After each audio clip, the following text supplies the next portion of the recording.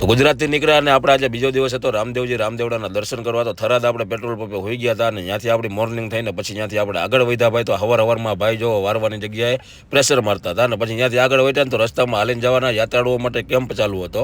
તો ત્યાં થોડુંક ચા પાણી નાસ્તો કરીને વધ્યા અમે આગળ. અને હવે અમને એવું લાગતું હતું કે અમે ખરેખર રાજસ્થાનની અંદર એન્ટર થઈ ગયા છીએ, કારણ કે માહોલ એવો આવતો હતો. રોડ રસ્તા ચારે બાજુ કાંઈ ઘટે નહીં એવો સુંદર નજારો હતો. અને બપોરના ટાઈમે રસ્તામાં પાછા ચા પાણી પીને વધ્યા આગળ. ત્યાં તો એક ઢાબો આવ્યો, હાવ દેશી ઢાબો હતો ને. રાજસ્થાનની ભાઈ એક સિસ્ટમ છે કે અહીંયા ગમે આપણે જાય ને આપણે દહીં નહીં તો મળે જ. પંજાબની અંદર લચ્છી અને રાજસ્થાનની અંદર દહીં ને એવું આપણે જમવાનું મળે ગમે એ હોટલે જાય અને એક નંબર આપણે ટેસ્ટ આવે. પછી ત્યાંથી બાજરાના રોટલા અને એનું રાજસ્થાનનું સ્પેશિયલ રાયતું ને દાળ ને મારી પછી આપણે ભાઈ આગળ વધીએ. અને ચટણી લહણવાળીના તમે બધું જોવો, અમારા દેવાભાઈ ફૂલ પેટ કરી લીધું છે. હોઠ ભર્યા હતા ભાઈ એવા દહીંવાળા, પણ થાળીઓ કરી દીધી હતી પાટલા સાફ. પછી જમીને બિલ દઈને ત્યાંથી નીકળ્યા આગળ સીધા પહોંચ્યા રામદેવજી મહારાજના મંદિરે. પાર્કિંગ ગાડી કરી 100 રૂપિયા આપીને કરવા ગયા દર્શન.